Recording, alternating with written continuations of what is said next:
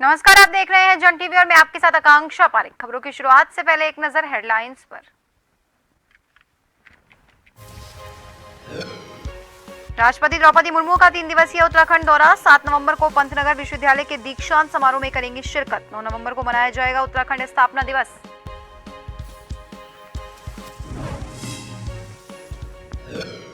कांग्रेस ने सीबीआई पर खड़े किए सवाल। एम्स ऋषिकेश में आ रहे घोटाले की बू। 3 सालों से कर रही जांच लेकिन नहीं हुई कोई कार्रवाई।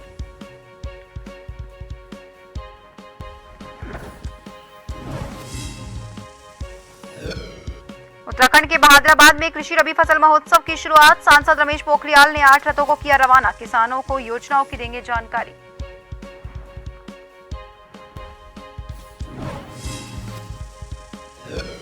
उत्तराखंड में 2 लाख मतदाता हुए कम। प्रदेश में चुनाव आयोग के आंकड़े जारी। कांग्रेस ने खड़े किए सवाल। बीजेपी ने कहा सही ट्रेसिंग का नतीजा।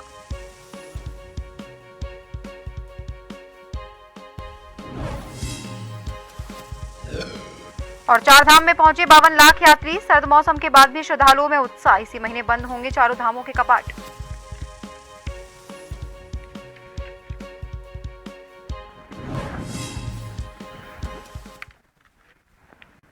और अब खबरें विस्तार से। खबर देहरादून से है, जहां कांग्रेस प्रदेश अध्यक्ष करण माहरा ने प्रेस वार्ता कर सीबीआई की कार्यशैली पर सवाल खड़े किए। उन्होंने एम्स ऋषिकेश में जांच का हवाला देते हुए कहा कि एम्स में सीबीआई पिछले 3 सालों से जांच कर रही है, लेकिन जिन मामलों में घोटाले की बू आ रही है उन पर अभी तक कोई कार्रवाई नहीं की गई है।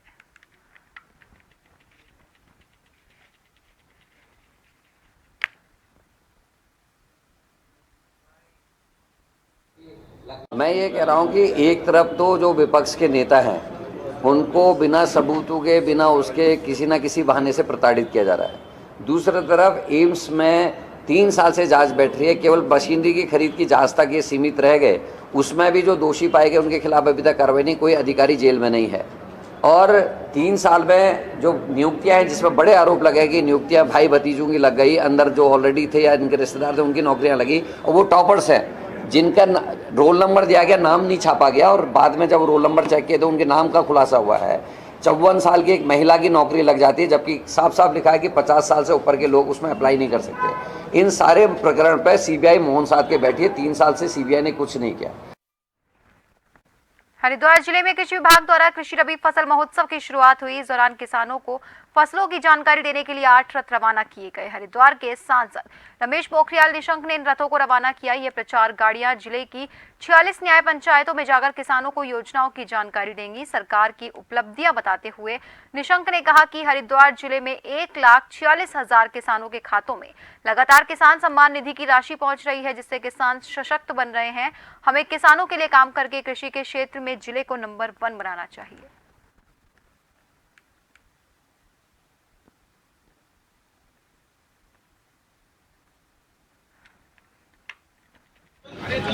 किसान कृषि रबी महोत्सव आज शुरू हुआ है और आज 8 विकास रथों को हरी झंडी दी गई है और वो इस जिले के 46 न्याय पंचायतों में जाएंगे, जहां केंद्र पोषित योजनाएं, राज्य पोषित योजनाएं, इन सब के बारे में लोगों को बताएंगे। मुझे इस बात की खुशी है कि ये जो ज़िला है वो कृषि के क्षेत्र में न केवल प्रदेश में बल्कि कई चीज़ों में देश में नंबर 1 आया है। हल्द्वानी के ब्लॉक सभागार में कृषक महोत्सव रबी का शुभारंभ किया गया। यहां पहुंचे कैबिनेट मंत्री रेखा आर्या ने कार्यक्रम का शुभारंभ किया और इसके साथ ही हर न्याय पंचायत पर किसानों को सरकार द्वारा चलाई जा रही योजनाओं की जानकारी देने के लिए वाहनों को हरी झंडी दिखाकर रवाना किया।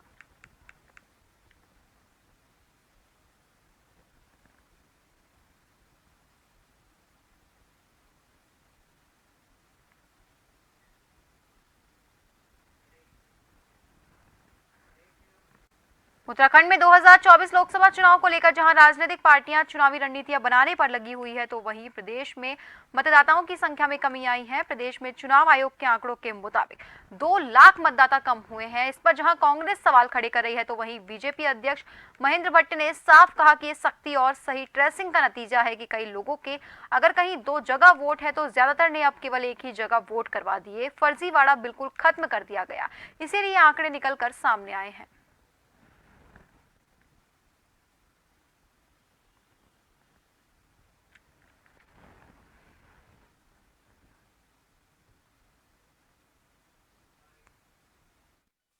पूर्ण है, इसे विडंबना ही कह सकते हैं कि एक तरफ जहां पलायन रोकने के लिए एड़ी चोटी का जोर सरकार लगाते हुए दिखाई पड़ रही है, पर धरातल पर उसका कोई असर दिखता नजर नहीं आ रहा है। और अब निर्वाचन आयोग ने जो सर्वे किया है, उन्होंने पहाड़ी और मैदानी इलाकों से 2 लाख वोटर्स को नदारद पाया है। इसका मतलब ये कहीं ना कहीं सांठगांठ का काम हो रहा है और वोटर लिस्ट से चिन्हित करके जो कांग्रेस माइंडेड लोग हैं उनको काटा जा रहा है, उनको गायब किया जा। मैदानी जनपद में बड़ी संख्या में ऐसे मतदाता बन गए थे जिनके 2 स्थान पर मतदान थे। उत्तर प्रदेश में भी थे और उत्तराखंड में भी थे। तो निश्चित रूप से जब कड़ाई होती है, जब किसी चीज़ पर कानूनी शिकंजे का विषय आता है तो लोग में विषय आता है, धीरे धीरे ये विषय का समाधान हुआ है। और मतदाता सूची अभी भी, क्योंकि मतदाता सूची तो हर जनवरी माह में जब नया सत्र होता है तो नए मतदाता बनते हैं, तो स्वाभाविक रूप से मतदाता बनेंगे और उत्तराखंड की मतदाता सूची ठीक बनेगी। हल्द्वानी में नगर निगम के बैणी सेना के नवाचारी कदम पर देश में दूसरा स्थान मिला है और इस मौके पर नगर निगम के सभी पार्षदों ने मेयर डॉक्टर जोगेंद्र पाल सिंह रोतेला और नगर आयुक्त पंकज उपाध्याय का फूल मालाओं से स्वागत किया। इस दौरान मेयर डॉक्टर जोगेंद्र पाल सिंह रोतेला ने बताया कि स्वच्छता और कूड़ा कलेक्शन में बैणी सेना ने अग्रणी भूमिका निभाई है और यही वजह है कि बैणी सेना के मॉडल को दूसरे नगर निगम भी अपना रहे हैं। मेयर और नगर आयुक्त ने इस उपलब्धि का श्रेय नगर निगम की जनता, पार्षद और पूरी टीम को दिया है।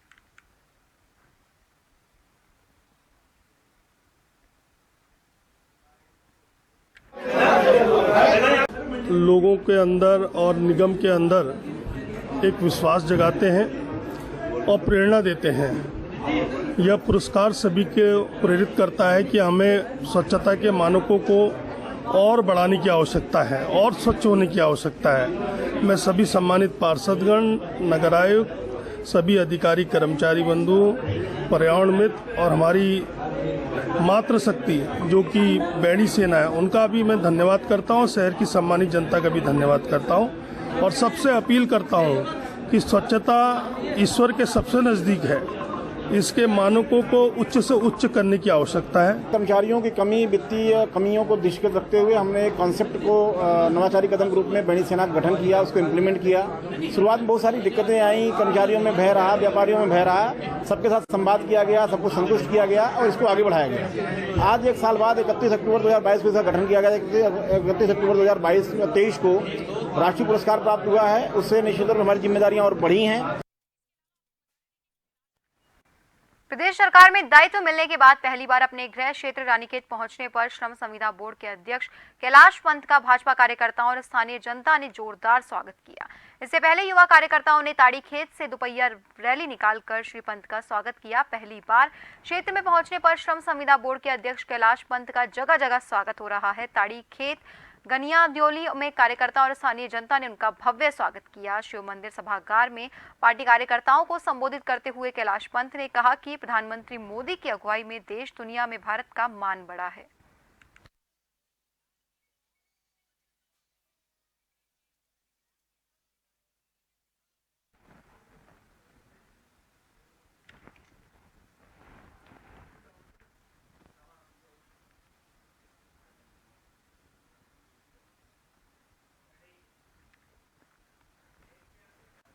जिलाधिकारी हिमांशु खुराना ने बद्रीनाथ धाम में प्रधानमंत्री के dream project Badrinath master plan के अंतर्गत संचालित पुनर्निर्माण कार्यों का स्थलीय निरीक्षण कर समीक्षा की है। जिलाधिकारी ने कहा कि बद्रीनाथ का पुनर्निर्माण और सौंदर्यीकरण प्रधानमंत्री की महत्वाकांक्षी योजनाओं में शामिल है। श्रद्धालुओं की सुविधा के दृष्टिगत बद्रीनाथ में रात दिन कार्य प्रगति पर है। तीर्थयात्रियों को आने वाले समय में और बेहतर सुविधाएं मिलेगी। उन्होंने निर्माणदायी संस्थाओं को निर्माण कार्यों की गुणवत्ता का विशेष ध्यान रखते हुए समय पर सभी कार्य पूरे करने के निर्देश दिए। और कहा कि लूप रोड पर कोबल स्टोन बिछाने का कार्य तेजी से पूरा किया जाए। इस दौरान जिलाधिकारी ने बद्रीनाथ महायोजना के अंतर्गत संचालित river front development, civic immunity centre, ISBT, lake front, arrives plaza और हॉस्पिटल एक्सटेंशन कार्यों का निरीक्षण करते हुए जरूरी निर्देश दिए।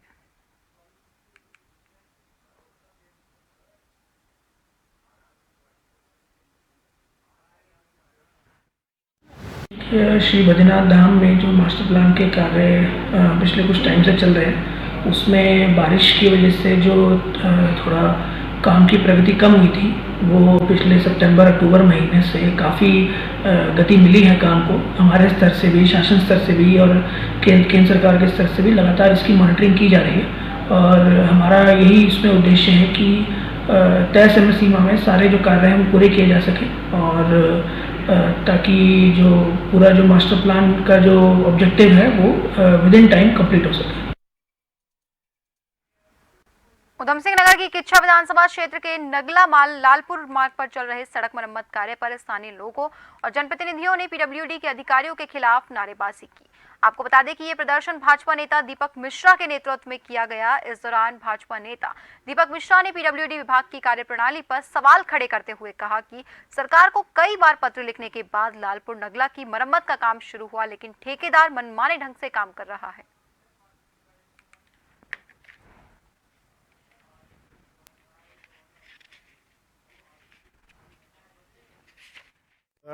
कनकपुर से और जो राघवनगर तक पैचिंग का काम किया जा रहा है, तो उसमें गड्ढे ना होने के बावजूद भी 100-100 मीटर, 200-200 मीटर, 500-500 मीटर की रोडें बना दी गई हैं और वहाँ पे बिल्कुल धूल का गुब्बार है और बड़े बड़े गड्ढे होने के बाद भी उधर से काम नहीं किया गया। तो इसीलिए हमने जो है देखा कि ये बार बार हमने शिकायत की, जेई से बोला, एई से बोला, उसके बाद भी कोई इनके द्वारा कोई कार्रवाई नहीं की गई। इसके लिए हमें आज यहाँ पे सांकेतिक धरना प्रदर्शन किया गया। रामनगर में लगातार घट रही चोरी की घटनाओं से जहां अब लोग दहशत में हैं और अब ऐसा ही एक और मामला सामने आया जहां बीती रात अज्ञात चोरों ने लखनपुर सब्जी मंडी के पास स्थित एक स्टोर के अज्ञात तालों ने ताले तोड़ डाले। वहीं बता दें कि दुकान से करीब 1 लाख की नकदी और हजारों रुपए का सामान पार कर लिया गया। घटना की जानकारी सुबह आसपास के लोगों ने दुकान मालिक को दी। घटना की जानकारी मिलने पर पुलिस मौके पर पहुंची और जांच में जुट गई।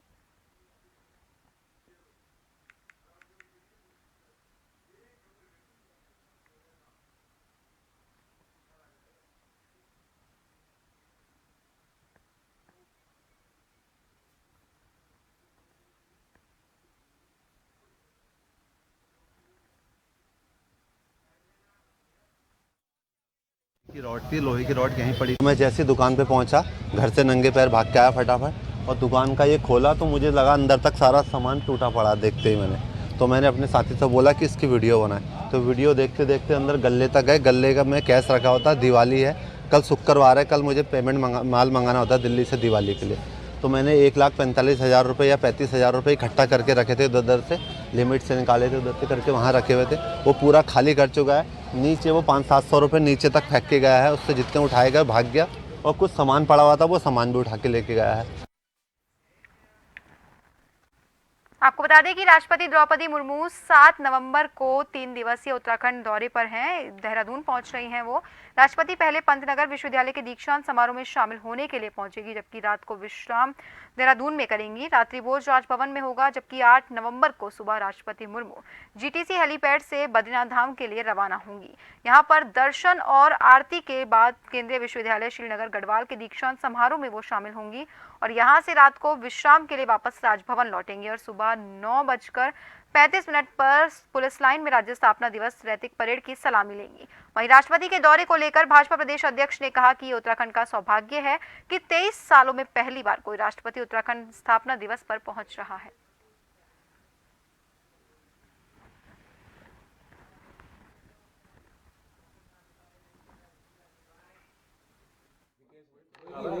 सौभाग्य की राज्य निर्माण के बाद 23 वर्षों के बाद देश के महामहिम राष्ट्रपति महोदय देवभूमि उत्तराखंड में आएंगे। हमारे उस दिन के मुख्य अतिथि होंगे। पूरी देवनगरी, पूरा राज्य उनके स्वागत के लिए लालायित है और मुझे पूरा विश्वास है आज उत्तराखंड की जो पहचान विश्व पटल पर हुई है उसमें और निखार इस दौरे के बाद आएगा।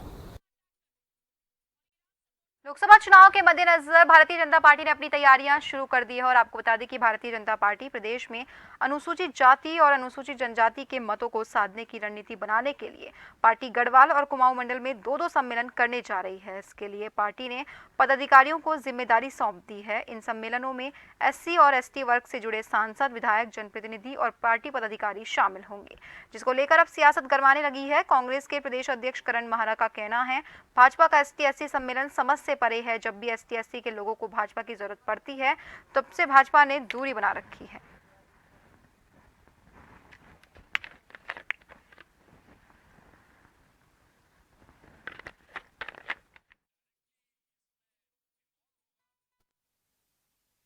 उत्तरकाशी जनपद में 4 एससी एसटी की बहनों का बलात्कार होता है, उनको ना मुआवजा मिलता है ना कार्रवाई होती है। आज तक वो फाइल अटकी पड़ी है। जो पॉक्सो एक्ट के तहत उनको पैसा मिलना चाहिए था, जो एससी एसटी एक्ट के तहत पैसा मिलना चाहिए था, वो आज तक नहीं मिला है। तो कैसा सम्मेलन? क्या जगदीश आर्या की हत्याकांड में आपने केवल कंप्रोमाइज़ करा दिया, इस वजह से आपका एससी एसटी सम्मेलन सफल हो जाएगा? या हरिद्वार वाली घटना जो हुई है उससे आपका सफल हो जाएगा? या ये जो 4 बहनों का बलात्कार हुआ उनको न्याय नहीं मिला, इससे आपका सफल हो जाएगा?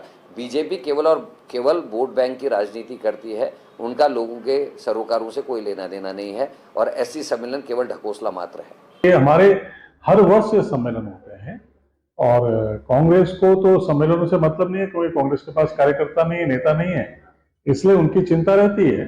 भारतीय जनता पार्टी के पास कार्यकर्ता भी हैं, नेता भी हैं और समाज में इन सभी वर्गों के कार्यकर्ता भी भारतीय जनता पार्टी से जुड़े हुए हैं। उनको व्यापक प्रचार और प्रसार के लिए, उनको पार्टी की योजनाओं को पहुंचाने के लिए सम्मेलन किए जाते हैं और हमारे भविष्य में होने वाले सम्मेलन प्रस्तावित हैं।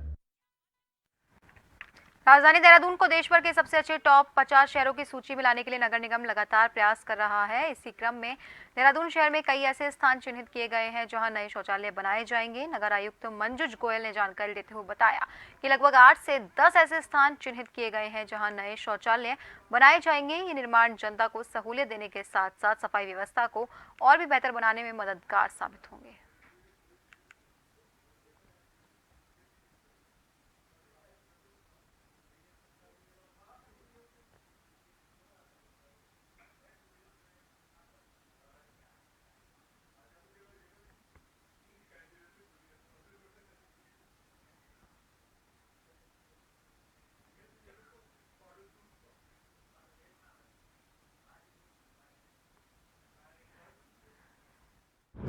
डिमांड्स चाहे वो शौचालय की हों, चाहे वो अन्य सफाई व्यवस्था से संबंधित है, सैनिटेशन से संबंधित, तो प्राप्त होती रहती है। इस क्रम में नगर निगम द्वारा शौचालय की रिक्वायरमेंट को पूरा करने के लिए 8-10 नई साइट्स को आइडेंटिफाई किया गया है, जहाँ पे उनके डीपीआर गठन की कार्रवाई चल रही है और जल्द ही इनके टेंडर वगैरह करके यहाँ सब जगह पे शौचालय बनाए जाएंगे ताकि पब्लिक को जो है ये एक सुविधा मिल सके। त्योहार के सीजन शुरू होने के साथ राज्य कर विभाग के अधिकारी भी सतर्क हो गए हैं। नारसन मंगलौर से राज्य कर विभाग के असिस्टेंट कमिश्नर द्वारा टीम के साथ मिलकर टैक्स चोरी कर माल की जांच के लिए सघन अभियान चलाया जा रहा है, जिसके चलते गठित टीम ने झबरेड़ा स्थित एक गोदाम पर छापेमारी कर 90 बोर खैनी, पान मसाला और जर्दा बरामद किया, जिनकी कीमत तकरीबन 20 लाख रुपए बताई जा रही है।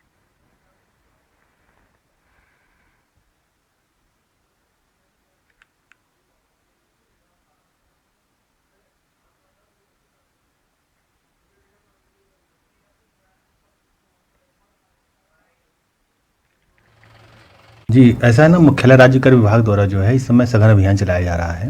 तो हमारे एडिशनल कमिश्नर श्री पान सिंह डुगयाल जी ने विशेष अभियान चला रखा है पूरे हरिद्वार क्षेत्र में और कई गाड़ियां ट्रांसपोर्टरों की भी पकड़ी गई हैं। उसी क्रम में हमें इन्फॉर्मेशन मिल रही थी कि झबरेड़ा में कुछ ऐसा माल लाया जा रहा है जो बिलों से आच्छादित नहीं है, तो जिससे में टैक्स चोरी की संभावना लग रही है। तो हमारी joint commissioner madam Sunita Pandey madam ji की परमिशन से हमारे कार्तिक वर्मा साहब जो डिप्टी कमिश्नर इन्फोर्समेंट है, उन्होंने एक टीम गठित की और उसी टीम ने आज यहाँ पर छापेमारी की। तो छापेमारी में लगभग हमें 80 से 90 कट्टे लगभग खैनी, पान मसाला, जर्दा सब उसमें मिक्स आइटम है। हर साल की तरह इस साल भी ग्राम सभा बड़गांव में भगवान रामचंद्र की लीला का मंचन का शुरुआत हो चुकी है। आपको बता दें कि जहां पहाड़ों में कड़ाके की ठंड महसूस की जा रही है और ऐसे में राम भक्तों की आस्था भी काफी भारी दिखाई दे रही है। यहां हर दिन सैकड़ों की तादाद में राम भक्त भगवान रामचंद्र की लीला को देखने के लिए पहुंच रहे हैं और जय श्री राम, राम की जयकारे के साथ भगवान रामचंद्र जी की लीला का भरपूर आनंद ले रहे हैं।